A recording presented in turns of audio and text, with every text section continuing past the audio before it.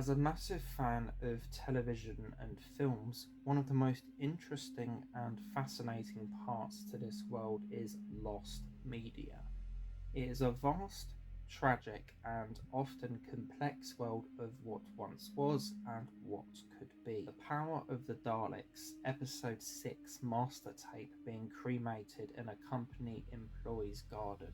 The miraculous recovery of the complete version of Fritz Lang's Metropolis in a museum, to the recovery of just under half an hour of Out of the Unknown The Little Black Bag, thanks to videotape fragments held by BBC Scotland. These are just some of the several and numerous stories that we can detail and look back on in our quest to find and find out. Along with the preservationary efforts of these elements by the likes of the BFI, there has been more to re-release these once lost and forgotten archive gems to the general masses thanks to home media releases by the likes of this company and others such as the now gone network. The loss of this company is a great blow to physical media collectors and older television in general. The more that gets released, the more people will discover and enjoy, and the further that these programs and productions get archived and preserved. The Intruder was a 1972 8-part drama serial based on the book of the same name by John Rowe Townsend. Personally for me, it is one of the best things that they ever released. A sand pilot by the name of Arnold Hayeswaith is doing his job at a small seaside village. Things take a turn, however, when a mysterious eye patch wearing stranger turns up and tries killing him. To make things weirder, the stranger also claims to be Arnold Hayeswaith. After having released the first episode of the serial some years ago in a retrospective television look type of DVD, Network promised that a release of the program in full would occur. Several years later, in 2022, it finally appeared on Blu-ray, along with the ghost story Come Back Lucy, the anthology series Tales of Unease, and a new high-definition remastering of the acclaimed The Owl Service, in a range titled Four Spooky Tales. A DVD of The Intruder shortly followed in 2023. This serial is a bit of an odd one, as the collection it was released in contained a lot of supernatural trappings and things of the horror genre, whereas with this one, in my opinion, it really isn't a piece of horror at all. It is more of a psychological thriller drama series type of thing. Despite this and my affection for ghost story television, this ended up being my favourite from the collection, oddly enough. At the end of the day, I would describe it as a powerful drama serial concerning identity with some very creepy moments. Performances I would also like to highlight, particularly from the stranger as played by Milton Johns, who appeared as the slimy Bennick in one of my all-time favourite Doctor Who stories, The Enemy of the World. And they also turned in a great performance in the also network released The Jensen Code. It is with these issues that the majority of them had seen availability on home media for the first time. As I said, The Intruder only had one episode released before. Come Back Lucy had a fairly obscure and now most likely out of print German DVD release. The Owl Service had a standard DVD from the company in the past, and Tales of Unease had nothing released on disc in the past.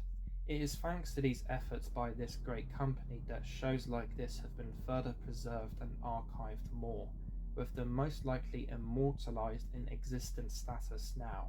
Unfortunately, however, numerous other shows have not had disc releases and have often slipped into the cracks and been almost completely forgotten. Several of the shows I'm talking about today have often fallen through into the unknown for numerous reasons. Poor reception upon original release, not much care put into the preservation of them in the first place, or simply no home media releases at all. Again, a lot of this could be for various other reasons, but even after the big decades for program junking, being the 60s and the 70s, several shows have been lost and are publicly unavailable. As well as this, some of these programs could have been saved for private collectors but may not want to part with their copies for reasons of loss of value, uniqueness, or fears over public reaction about them hoarding such desired material. Whether if any of these following programs will have a full restoration and or recovery and a public rekindling in turn is anybody's guess.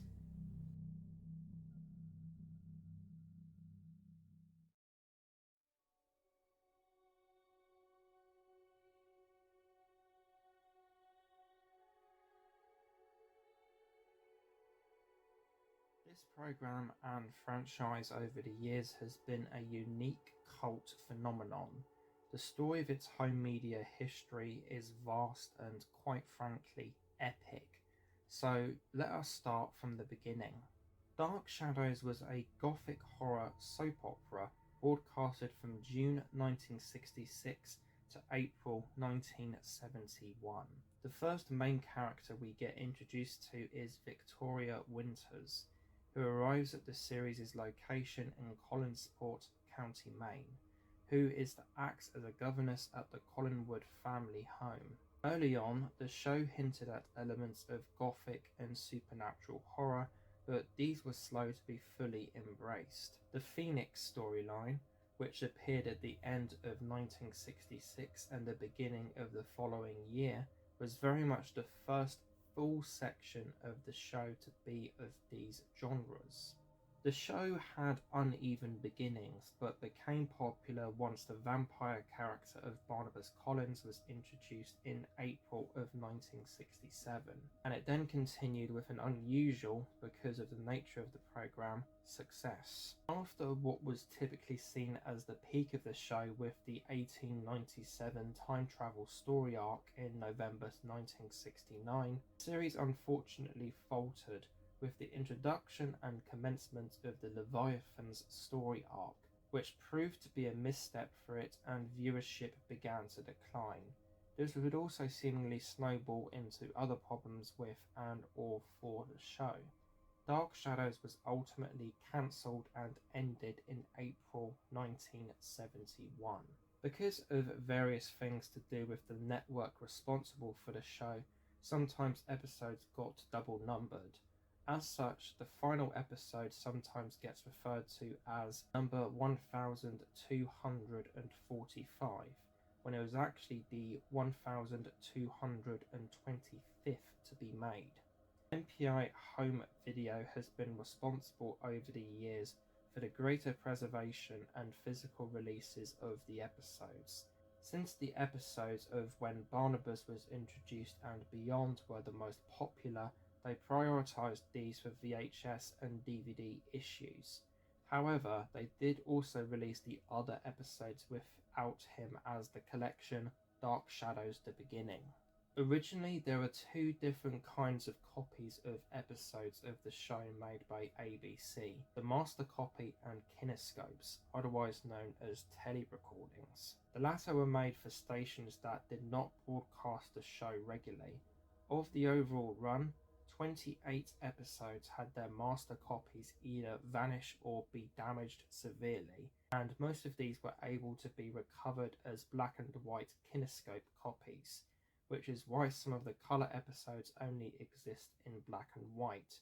Unfortunately, by the early 1970s, ABC stopped this practice of creating duplicate copies.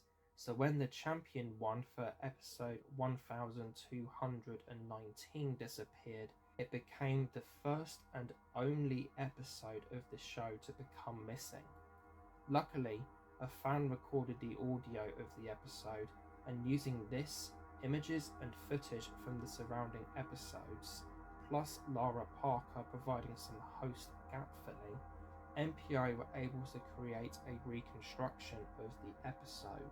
From 1989 to 1995, they were successful in having every single episode put onto VHS tape. These were followed by several other cassette releases containing both of the movies produced at the time of the original show, and numerous bonus features and supplementals. Overall, with something else I'm about to detail, the company released approximately 290 individual VHS tape issues for the show and franchise. At this time in the 1990s, Dan Curtis was successful in launching a revival of the show. This series was a familiar one for fans of the original, but still a shake-up with it instead having 12-hour-long weekly broadcasted episodes. The character of Victoria Winters reappeared, with Ben Cross playing Barnabas Collins in this incarnation. It also reflected many plot elements of the 1967 to 68 period of the original episodes. Like with the preceding soap opera counterpart, it was popular and has been considered as a successful revival. Unfortunately, it was still cancelled after just 12 episodes. This is because of the outbreak of the First Gulf War, leading to many news broadcasts of this event interrupting the broadcast of the show, causing the scheduling to be all over the place, which in turn led to low ratings. MPI Home Video once again came to the rescue and released the show on VHS. The opening 2 episodes were, at the time, commonly edited together in order to have a double-length premiere for the show, but ended up getting released unedited in this way on video. Along with an additional bonus cassette, every episode of this incarnation got their correct versions released as their own tape, that double-length broadcast notwithstanding. Going into the 2000s, this company again proved to be a safe haven for fans. They started releasing the original series on DVD and, again, was successful in issuing every episode, with about 24 volumes and an additional 6 for Dark Shadows: The Beginning.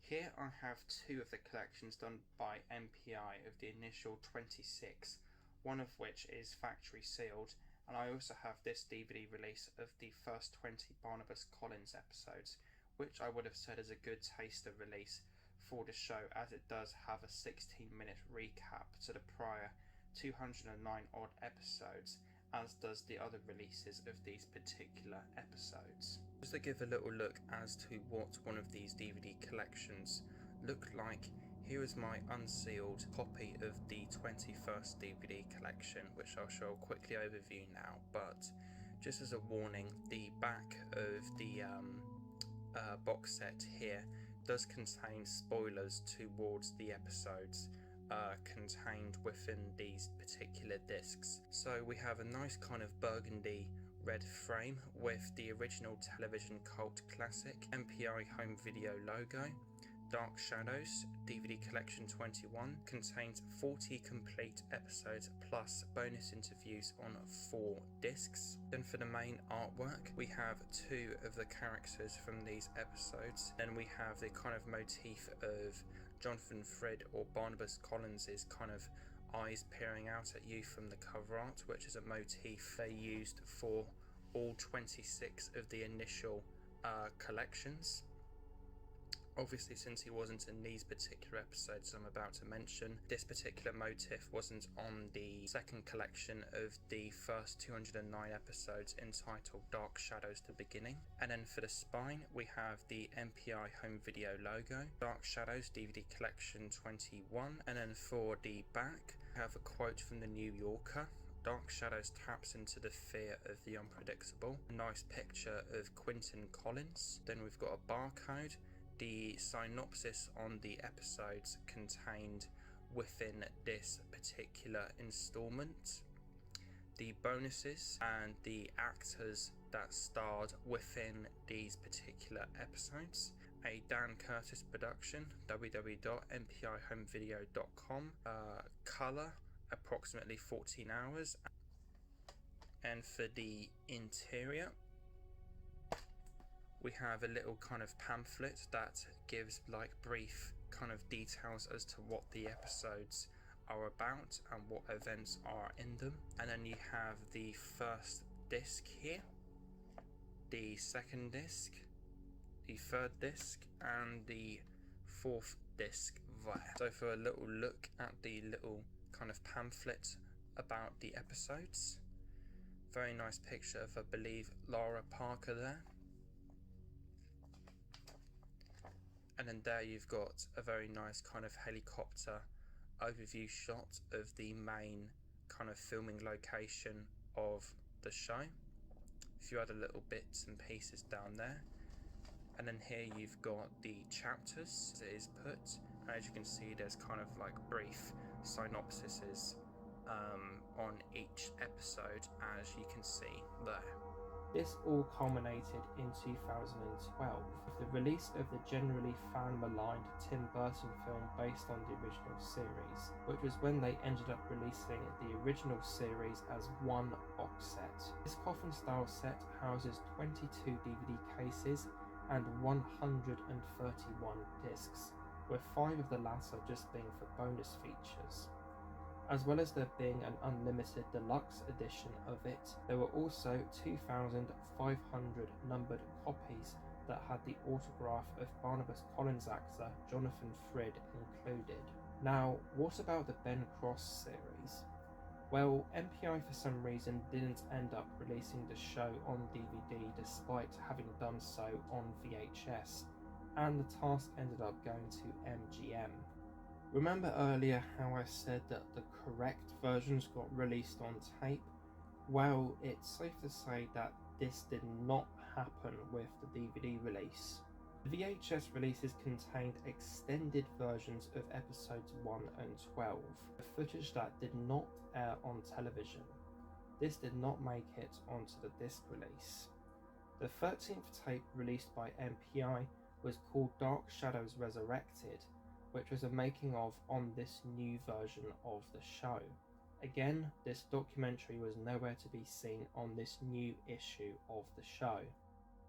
For the icing on the cake, the series was shot, made and broadcasted in a 4:3 aspect ratio and was presented in widescreen on DVD, meaning that parts from the top and bottom of the frame were cut off and also led to a very stretched look. All bad enough, right? Well, for the cherry on top, whenever filming the episodes at the time, they ended up doing a cost-saving method whereby they shot nighttime scenes during the day and would later edit them to look like after-hours scenes. Well, somehow these particular scenes made it onto the DVD unprocessed in this way, meaning that you have a vampire walking around in broad daylight. Now, like within the original series, there was apparently a storyline where Barnabas was looking for a cure for their vampirism, so in those fractional cases it could be considered okay by some, but still. According to the Dark Shadows fandom wiki, all of the DVD releases of this show have had the same disc contents in turn, meaning all errors are prevalent no matter which one you buy. However, the Collinsport Historical Society states that a 2015 release by TGG Direct fixes the problem with the aspect ratio, but unfortunately none of the other problems. The 1990s and the 2000s were very much a whirlwind for fans of the show, with a lot of avenues and program-related things popping up. Whereas the company Big Finish are known for doing Dark Shadows audios these days, they were in fact not the first. At a festival/convention celebrating the show, a stage play entitled Return to Collinwood was performed in 2003.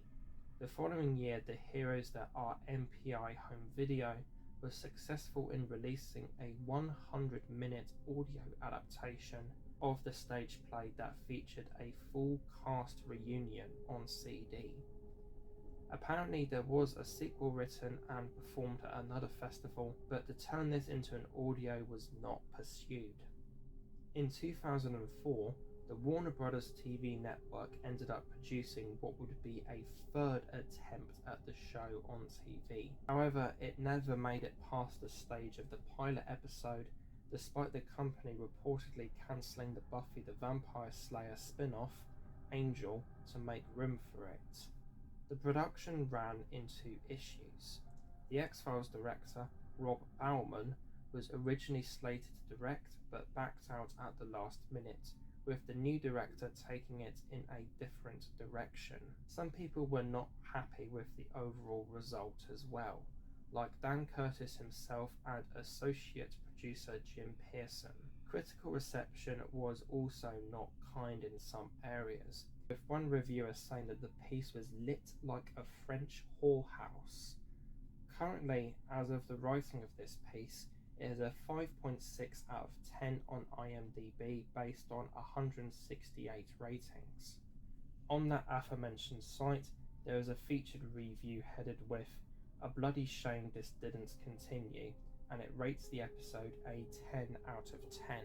Within this, in summation, the author says that it was a more modern, less gothic and streamlined version of the same great story, citing that it would have been interesting to see the destination of the series. They also stated that Alec Newman as Barnabas didn't shape up to Frid or Cross, that they had seen far worse from the production company, and wrapped things up by saying that the source material was treated well as opposed to the Tim Burton film. Dark Shadows 2004 has been screened at several conventions, has made its way onto YouTube in poor quality, but no DVD release of it has been issued. On the 1st of March 2019, the MPI Media Group YouTube channel released a trailer for Master of Dark Shadows, a documentary film on the show and the creator of it, which has subsequently been released on Blu-ray. Later on during the same year, a sequel series slated as Dark Shadows Reincarnation was reported to be in the works. However, by 2020, it appears to be no longer moving forward. In an article by the site Bloody Disgusting, posted in 2021, it features discussions with the writer/executive producer of the proposed series, Mark B. Perry. There was quite a bit to glimmer from this article, so here's some highlights and major points. 1. Mark wants to do a Star Trek The Next Generation, but for Dark Shadows, and has had the idea for what appears to be decades. 2. There was a pitch meeting for the show, which apparently resulted in an emotional response from a daughter of Dan Curtis, whom said that her father would be proud. 3. More meeting pitches and the overall production of multiple scripts then occurred. 4. If it happens, the series will focus on a new generation of the Collins family, but will retain legacy characters from the original. And 5. Perry noted that as well as having an overall plan for this particular series, including how they want to end it, even down to the final image apparently, but also has ideas for further developing things in regards to potential spin-off shows focusing on branches of the Collins family tree. If Dark Shadows Reincarnation at some point happens, then it'll be another note within the epic catalogue of history that belongs to this franchise.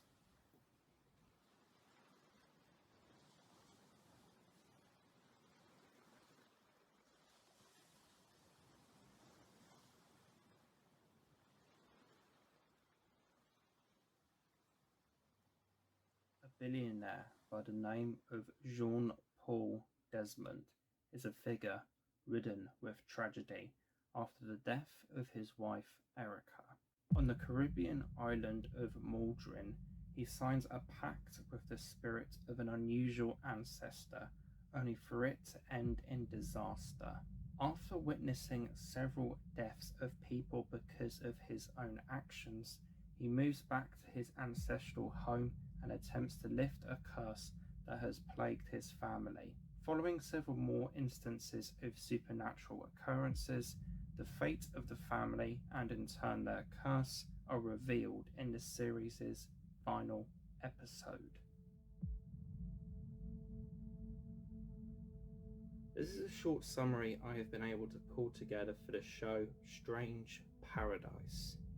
It was a knockoff, cash-in, clone type of thing for and or of Dark Shadows. Whereas I'm not 100% sure that I agree with this statement, it is, however, an inevitable analogy that will appear whenever discussion on the program occurs. It was the idea of producer Steve Krantz and an attempt to capitalize on that other show, although it appears that credits for the show's creation have gone to Jerry Layton and Ian Martin. A pilot was shot in May 1969, and using this along with some other specially filmed scenes, it acted as a marketing tool to potential broadcasters. It eventually went ahead and ran from October 1969 to July 1970, with 3 13-week story arcs and 195 overall episodes. Like with Dark Shadows, it was a horror soap opera. Some crew connections were established between both as well, such as producer of Dark Shadows, Robert Costello, joining the team early on, and writer Ron Splott helping with the second story arc.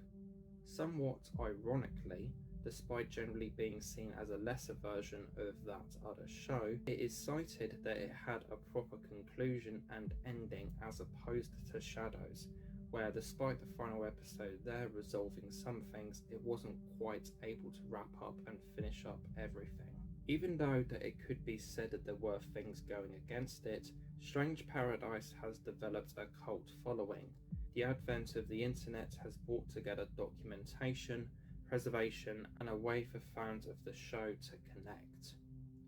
One such thing from this technological advancement I have found is Maldron, Musings from the Desmond Family Crypt, a blog dedicated to the show, including details of the production and several other bits and pieces.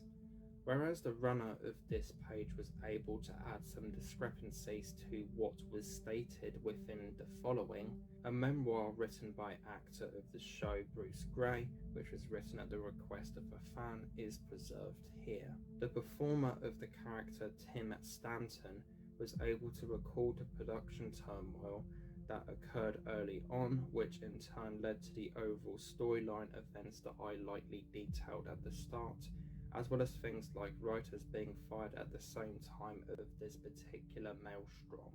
YouTube is quite rich with Strange Paradise content as well, mainly consisting of the episodes of the show. Also uploaded to a channel simply titled Maldron, there is a fan reconstruction of a fabled 1-hour pilot episode for the show. The rumour of this being an actual thing has been discredited, with the script for the first episode showing that it was only meant for a half-an-hour time slot. Nonetheless, it seems to have remained as a piece of legend in a ways for the fan base. Wikipedia states that 105 episodes were released on VHS in 21 volumes in the 1990s. I have been unable to find any pictures of these online. However, within the previously mentioned blog, there is a showcasing of a blurry advertisement for said releases. Because of apparent numerous disputes over the ownership of the show, no DVD issues have yet surfaced and seem unlikely at the moment.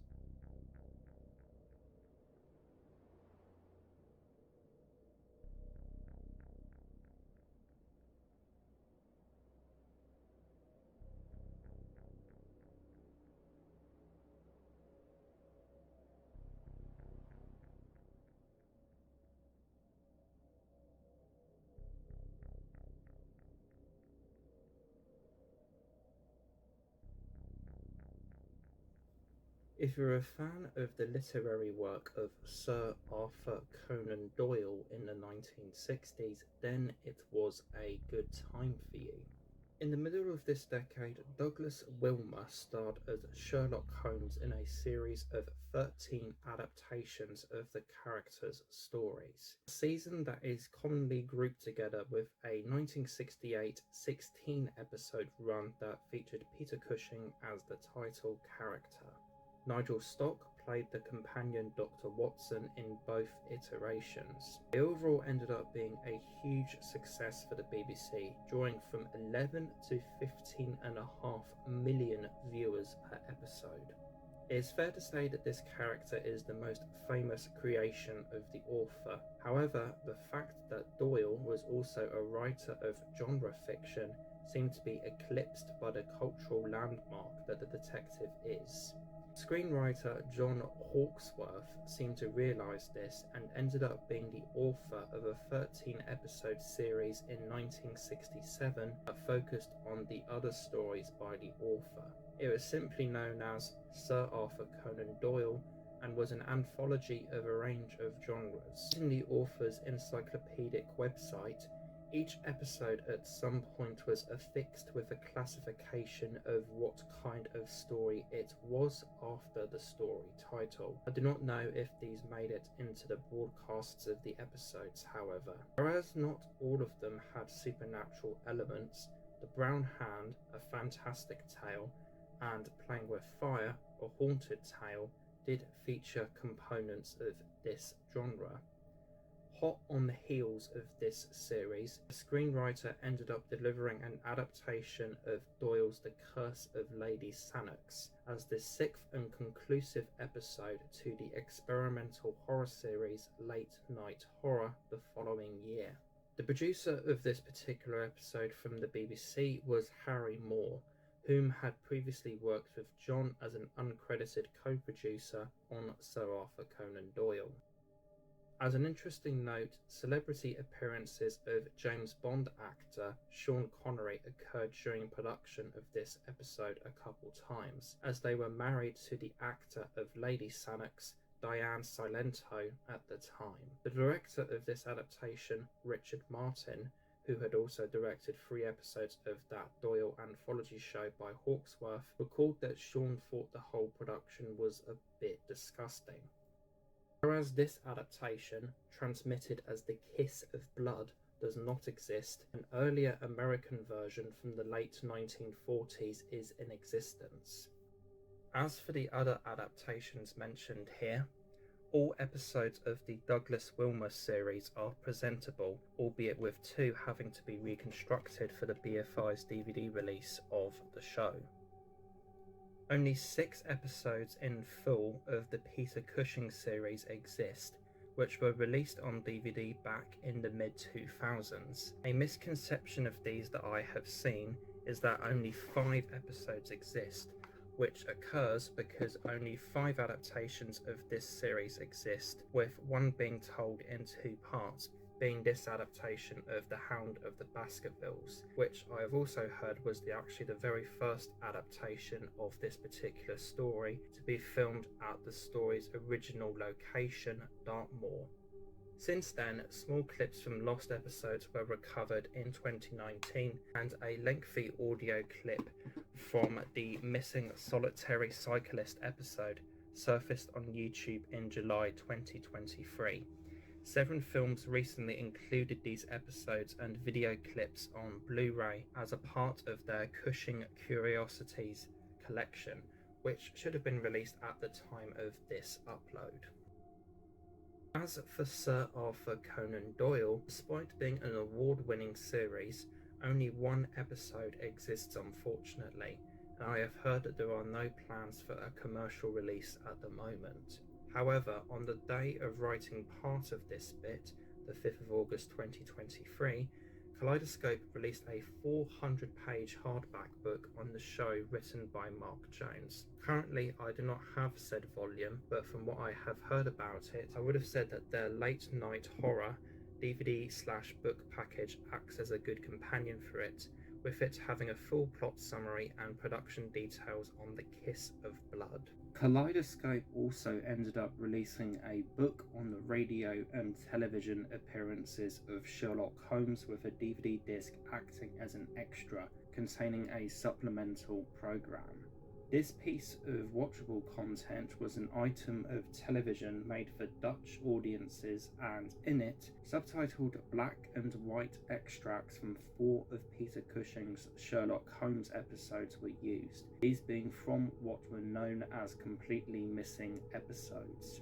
Thanks to this interview program, featuring the actor talking about his portrayal of the character for this 1968 series, being found in 2019, we now have clips from installments we can't watch otherwise. With them subsequently going under colour restoration, these excerpts were from Episode 1, The Second Stain, Episode 2, The Dancing Men, Episode 8, The Naval Treaty, and Episode 11, Black Peter. In what would seem like proof that his successful adaptations in the 1960s was not a fluke in the slightest, Hawksworth would return to the author with the highly respected Jeremy Brett starring Sherlock Holmes series by Granada Television in the 1980s. From what I can gather, I think it'd be fair for me to say that this is the most comprehensive collection of adaptations of the character. It ended up adapting over 40 of the stories for the figure written by Sir Arthur Conan Doyle, and there are apparently intentions of every single one being adapted. Unfortunately, this never happened due to the death of the lead actor, which left about 20 unfilmed as a part of the series. Around the same time, using some of the same crew members and locations, the same company would also produce a supernatural and ghost story themed series in 1983.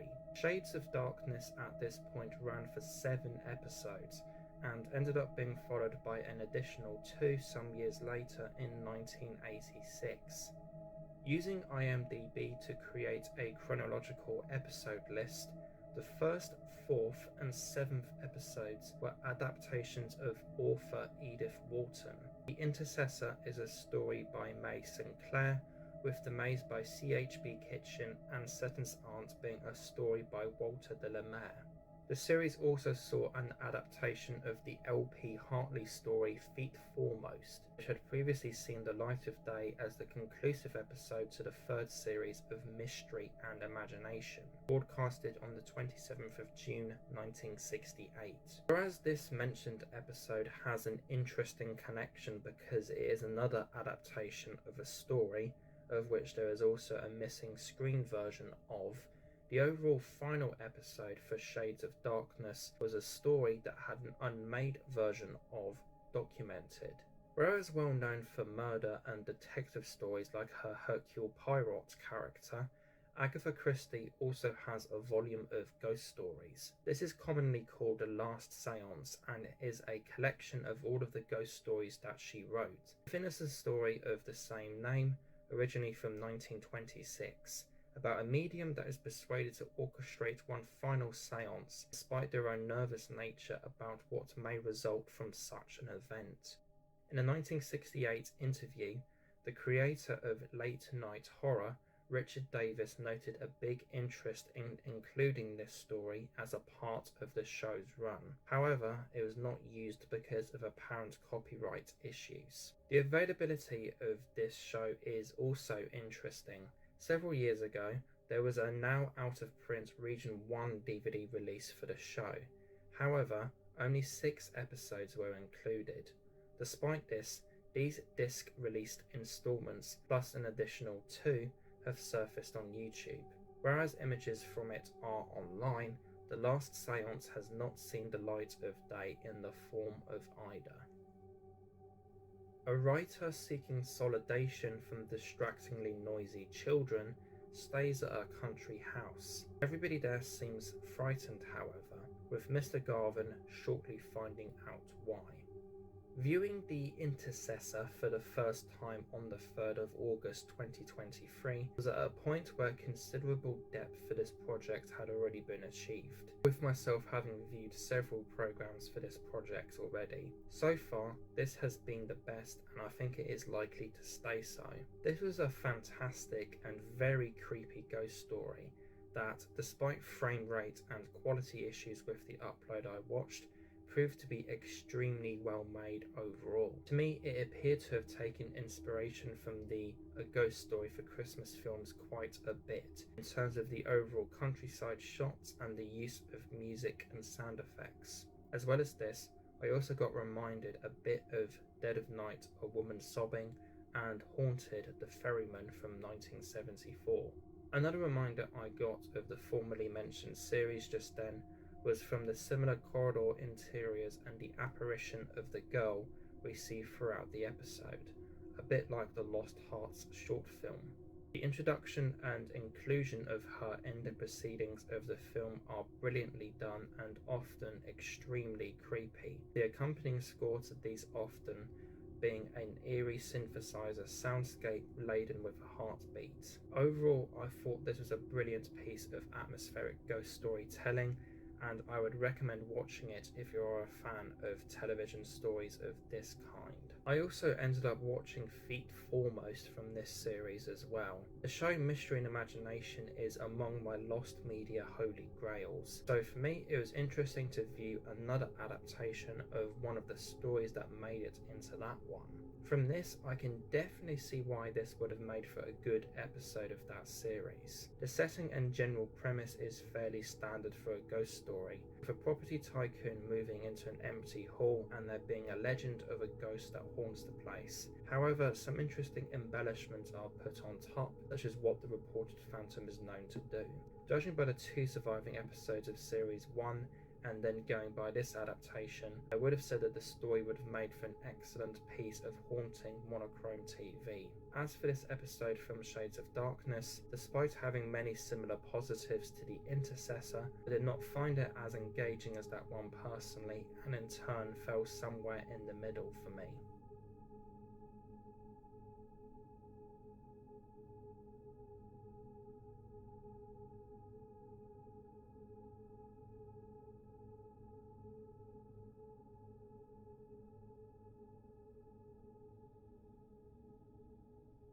The date is Halloween, 1992. People are tuning into the television late at night. They are stunned, amazed, and horrified at what they are watching. In terms of myself adding to the discussion about Ghostwatch, I don't think it would be anything new or perhaps worthwhile, as the controversy and receptional earthquake that it generated has been well documented at this point. But I would like to mention that it is what very much ignited the career of the writer Stephen Volk. It was in 1995 that a duology of similar series was screened quite close to each other, with Ghosts in January and February and Chiller in March and April, the former having 6 episodes and the latter comprising of 5. For the first one, a trio of writers worked on it, being Volk with Terry Johnson and Monique Charlesworth. I'll Be Watching You and Massage were handled by Stephen, Terry on Blood and Water and the chemistry lesson, with Monique taking care of Shadowy Third and 3 Miles Up. According to an article hosted by Horrified magazine, there are discussions of a follow-up series. At this time, the Ghostwatch author conceived of a story where vampires posed as highway patrol employees in order to prey on the victims of motorway accidents. A second series did not happen, but this plot was developed and later released as the film Octane in 2003. Unlike the mentioned Chiller, this show has had no home media release. In the mid-2010s, both 3 Miles Up and The Chemistry Lesson made their way onto YouTube, with I'll Be Watching You doing the same in 2020. Blood and Water has also surfaced on Dailymotion. After not having been publicly seen for the best part of 30 years, the channel Lisa Sargent uploaded the full episode Massage on the 14th of June 2023. This is a particularly significant surfacing for the show, as this featured a reunion-like collaboration between director Leslie Manning and writer Stephen Volk, who worked together on Ghostwatch in 1992.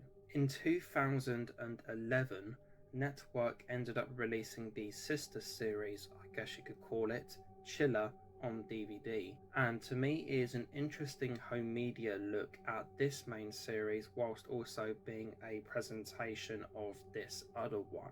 Gathering together what I know of ghosts, The 2 episodes I have seen of it, and myself having watched all of this other series, it is safe to say that billing these as ghost stories is incorrect for the most part. This isn't exactly a problem for this DVD released collection, but if the same was to occur for the other, I can see how people would be misled by the title of it when buying a physical release. The overall banner for this series, I would say, is used in a very different regard to other shows that I have talked about in my videos. From the 2 episodes I have watched, Blood and Water and 3 Miles Up, they used this titular concept in a much more cerebral and thematically explorative way than traditional ghost stories that you may see on television. This former episode showcases a survivor that was rescued by another officer after the World War II battle known as the Dippy Raid of August 1942.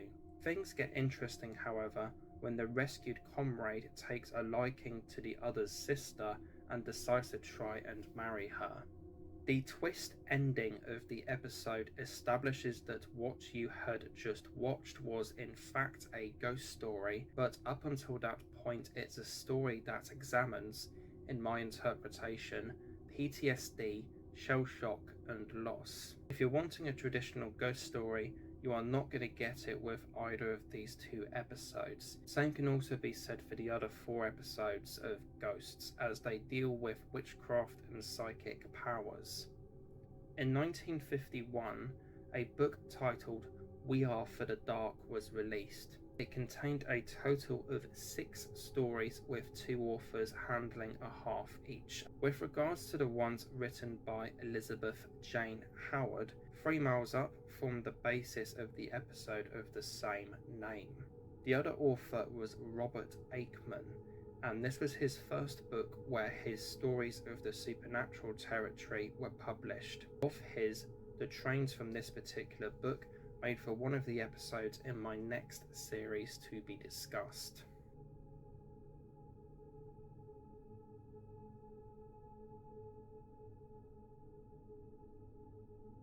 Aickman was an author that had interested me for a while, with it being a name that was frequently brought up in a Facebook group that I am in. One of his stories was adapted for a lost media holy grail of mine, being The Bells of Hell in the series Late Night Horror. Prior to me reading the collection story Cold Hand in Mine, the only experience of an Aickman story that I had was listening to a 1980s radio drama version of the source story of that television episode, Ringing the Changes, adapted as a part of the Nightfall series. In February of 2023, I ended up reading the just mentioned collection book after acquiring it in the Piccadilly Waterstones whenever I was on holiday in December of 2022. Now, despite it not having Ringing the Changes, I ended up buying the book anyway, as I had been wanting to read work of the author, and the Faber paperback edition of it was the only volume of theirs that the shop had at the time, other than the extremely expensive Tartarus collection books of his. Later on, I was able to buy Dark Entries, which is the book with that mentioned story, however. Robert described his stories as being quote-unquote strange, and referred from the more typical classification of ghost stories. After my first reading of Cold Hand, I would tend to agree that this was the best way of doing so. It had elements of horror and the supernatural, but the stories just tend to be odd and weird, with things not really making much sense, but with this being the intention, in my opinion. One of the best stories of the tome was The Hospice. No real supernatural elements from my first exposure with what I picked up and interpreted, just a very strange story of an ordinary man that ends up in the title place by misfortune. Him finding that the residents and staff are very peculiar, and the food coming in abnormally large portions. Overall, whereas I did love the book in many areas, I will definitely say that it is not going to be for everybody, as Aickman has a very lengthy, drawn-out and descriptive style of writing. Along with this, the particular book here is 345 pages and only has 8 stories, some of them reaching the 50 and even 60 page mark. Not to mention the very mysterious nature of his stories, I can definitely see not being for everybody.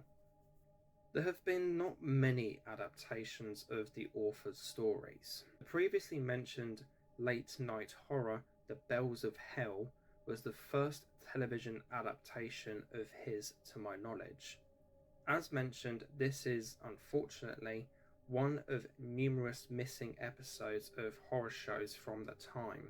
However, the previously shown book on the overall series does provide a very comprehensive look at it.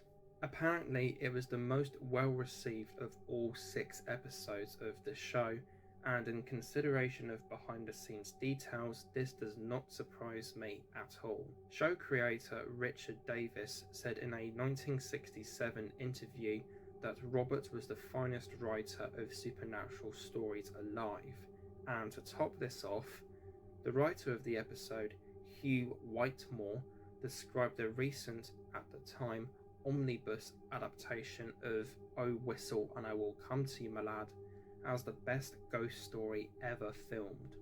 It is also described in the pages on the episode that it echoed the landscape prevalent in that other television reconstruction. Since that M.R. James based episode is still in existence, it is possible, from what I can gather, that one may be able to get an idea of what the Bells of Hell would have been like in regards to the setting of the piece by watching that particular surviving episode. Plus, the plot summary and write-out of the episode very much echo the nature of the author's stories that I got from my, so far, one read of a book by him.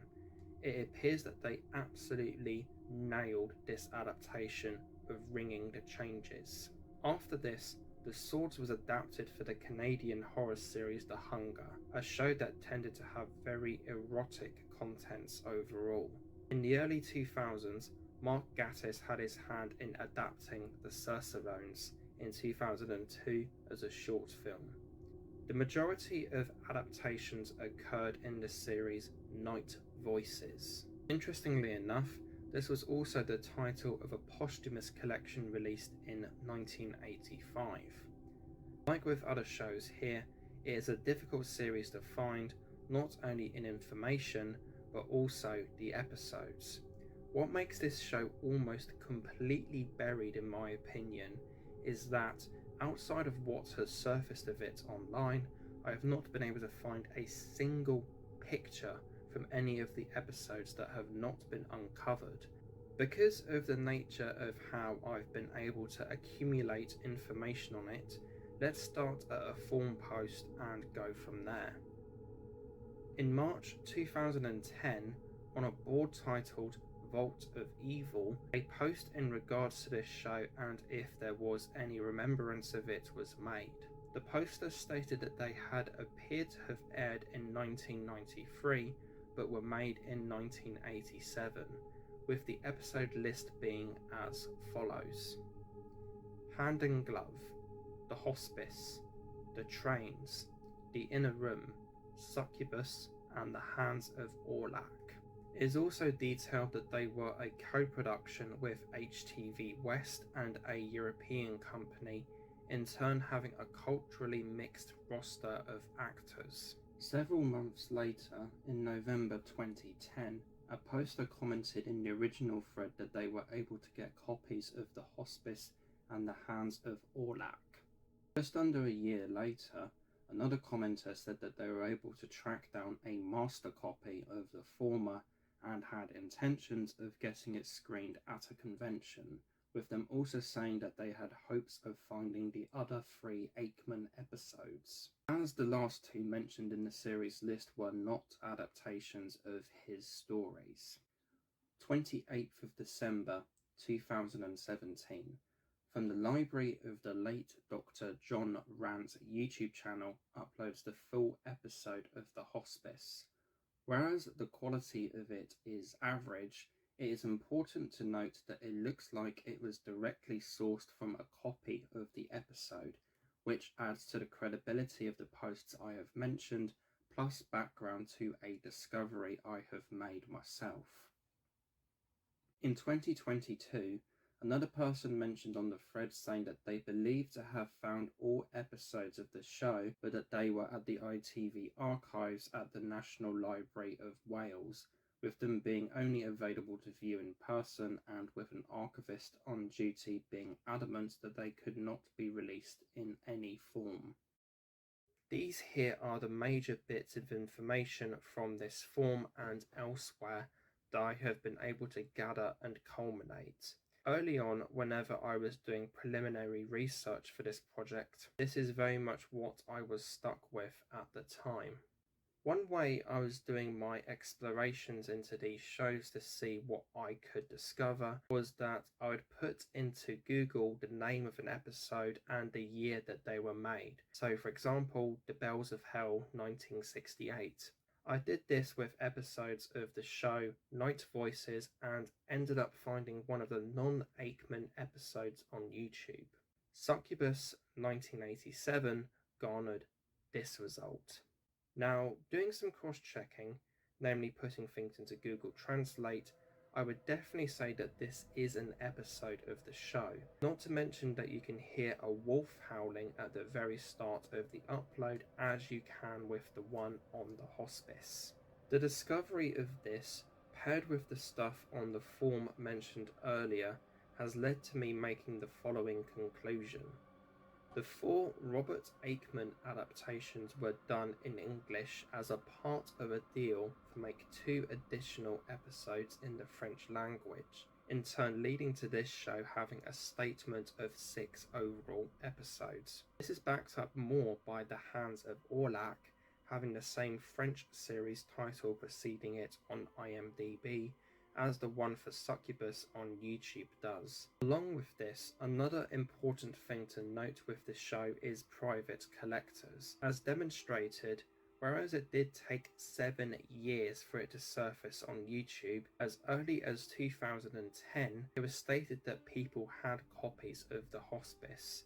Not to mention the things with the Orlac episode, and also the fact that the Succubus installment looks like it was recorded using some method of home recording. To top this off, Tartarus Press, a company that is most definitely respectful for having released many luxury paginated volumes of Aickman stories, states within a tab listing adaptations of the author's work that The Inner Room still exists and was screened at Loughborough University's A Weekend of Weird in November 2016. So during the 2010s, it is safe to say that at least 4 episodes were known to be in existence. If copies of Hand and Glove or The Trains are out there in private collections, I do not know, but at this point it doesn't seem impossible that there would be. After I had made my conclusion just stated, I was able to find some more information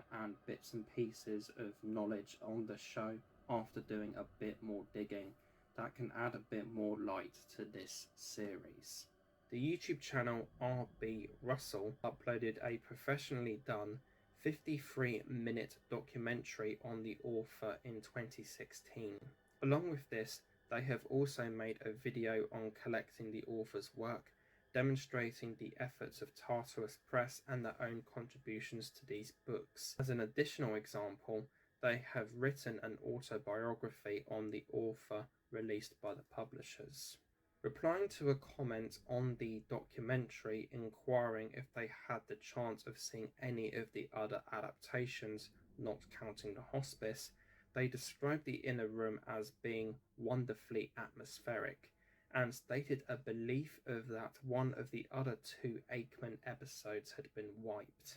From a separate blog post stemming from the Hospice episode, I've discovered an interesting comment thread with somebody posing more details about the show. The first bit that this user provides is saying that The Inner Room and The Trains could very well have been dubbed over episodes, with them being made abroad with full European casts and crew. with Hand and Glove being made with a full English cast and director. They also made mention that episode 1 was made in France, with it and episode 4 also being in existence after inquiries made towards ITN source and Granada viewers' response led to this confirmation. These companies were also apparently offering copies of the episodes for £245 each. Keep in mind that these particular chunks of details here dates back to July 2012. Overall, it would seem to me that Night Voices is very much like one of the original stories by Robert. It is often mysterious, not much information prevalent as to what actually happened, and something that leaves you wondering.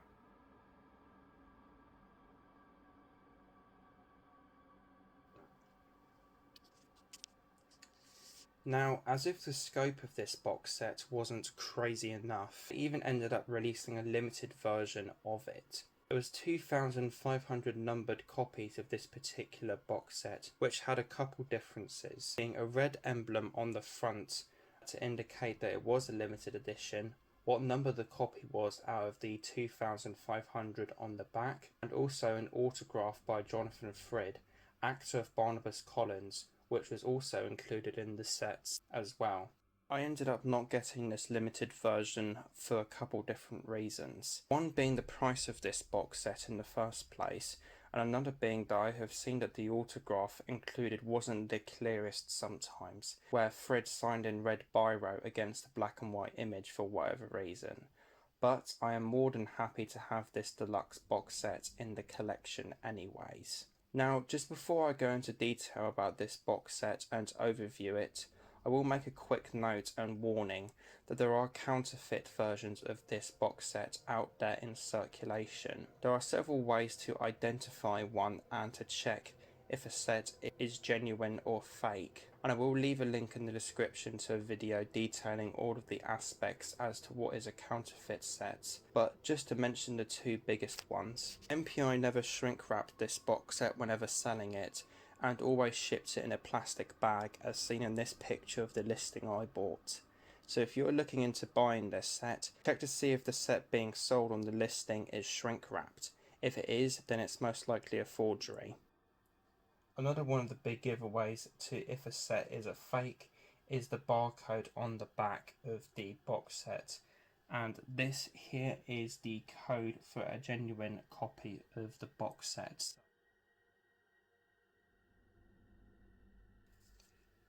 So now to overview this massive box set. For the front cover we have the Dark Shadows logo in red, the complete original series, Jonathan Frid's Barnabas Collins kind of hiding in the shadows for kind of nice smoky effect there with a bat there. Then for the left hand side of the box set we have two metal hinges,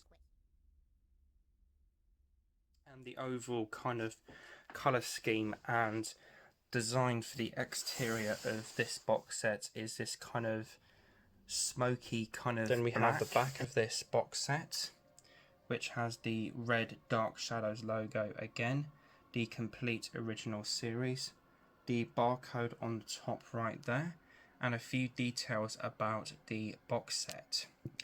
This deluxe edition box set contains every eerie episode of the original Gothic suspense series, Dark Shadows, 1966 to 1971, plus a wealth of bonus interviews with the stars and creative members that made the supernatural thriller a cult favourite and an enduring television classic. 131 DVDs with all 1,225 complete episodes. Deluxe booklet with episode summaries and photographs, which is basically a expanded version on the pamphlet that I showed with the DVD collection 21 earlier, basically following the same layout but with all of the episodes included. Special bloopers, treasures and behind the scenes DVDs. Over 120 bonus cast and crew video interviews, 4:3 aspects ratio, 2 point English mono, colour black and white,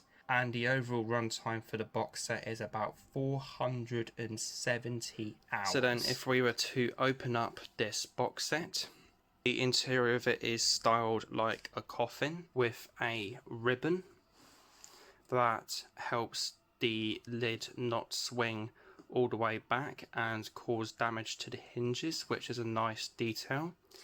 Then here we have the 22 Amaray DVD cases all lined up with what discs they contain at the bottom here, and they all line up to form this picture of Barnabas Collins.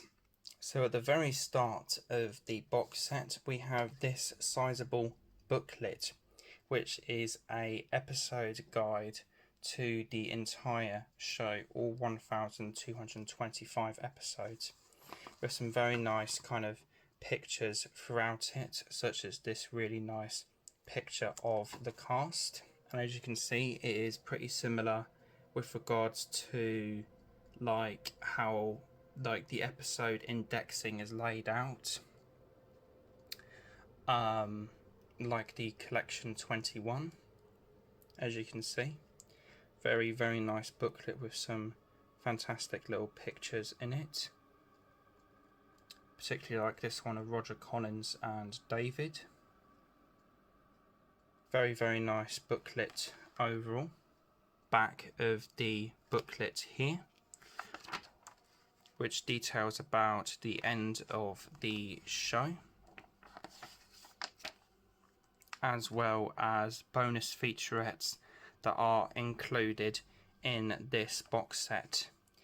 So there is a wealth of interviews and all 1225 episodes across 126 of the discs in this box set across the first 21 cases, and then the 22nd DVD case has an additional 5 discs of bonus featurettes such as Dark Shadows Reunion and Bloopers and Treasures and other things. And MPI has put a little note here just to say the Dark Shadows episodes in this collection are mastered from the best possible sources. However, due to the technology at the time of production and the age of original elements, certain video and audio imperfections exist that cannot be eliminated. In particular, several episodes in this collection contain video streaks and varying degrees of picture instability in certain scenes due to an original camera malfunction at the time the episodes were recorded. It is not possible to remove the blemishes without editing material out of the episodes. To retain the program's integrity, the episodes have been left intact, including these inherent video problems. And then there you've got another little bit about how videotape masters of certain episodes have been lost, and little other bits about restorations on particular episodes. So now let us dive into this box set and break it down numerically and content wise. So there is 131 DVD discs in it total across 22 Amaray DVD cases. The first 21 of these all house the 1225 episodes and special features. There is 6 DVD discs in each of these cases. The 22nd and final DVD case, which is discs 127 through to 131, is just 5 additional discs of bonus content. So for the first case and its special features, we have a series introduction with Alexandra Molk, who played Victoria Winters on disc 1. Alexandra Molk interviews disc 2 and 3, a 1966 ABC TV Dark Shadows promo on disc 4, along with an episode 1 with original commercials presentation on disc 4. For case 2, we have Collinsport History with Catherine Lee Scott on disc 8, interviews with Alexandra Molk and Michael Brockman on disc 8, and interviews with Alexandra Molk, Mitchell Ryan and Conrad Fawkes on disc 12.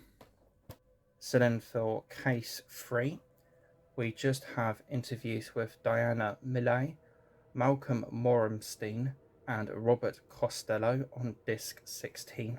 On case 4, we have interviews with Diana Millay, Ron Sprott, Malcolm Morenstein, and Leonard Wolfe on disc 20. Extra footage from episode 191 on disc 24. Restored episode 211, Barnabas' Arrival, with original 1967 commercials on disc 24. Syndication sales, reels, and promos on 24. And then also on that disc we have Dark Shadows Sci-Fi Channel commercials, Joan Bennett newsreel footage, and interviews with Malcolm Morenstein and Ron Sprott.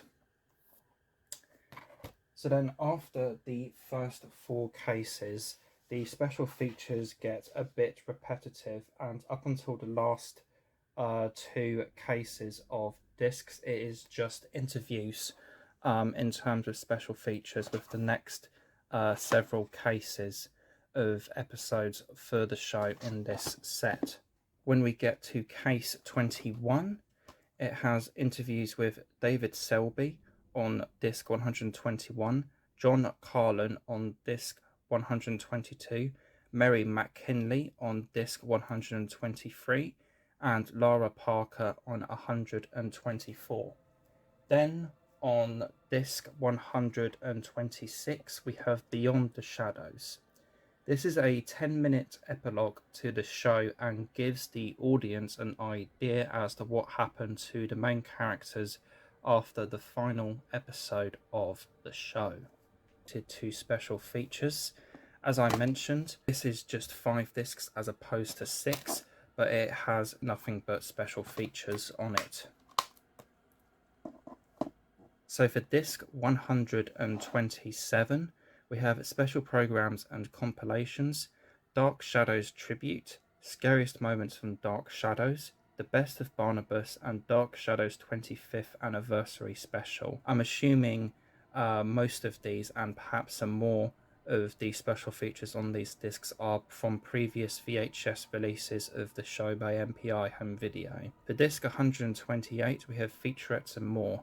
The Making of the Return to Collinwood, Dan Curtis Before the Shadows, The Mistress of Collinwood, Joan Bennett, A Fan Remembers, 1970 Dark Shadows Rehearsal and Pre-Tape Segments with Lara Parker, 1984 Dark Shadows PBS Promos with Jonathan Frid, 1969 ABC TV Promotional Announcements, The Beginning, Dark Shadows, Vampires and Ghosts, and movie trailers. Disc 129, Bloopers and Treasures. Bloopers and Outtakes, Dark Shadows music videos, Dark Shadows in Salem, game shows, promos, Comedy Tonight, and a Dark Shadows pillow commercial.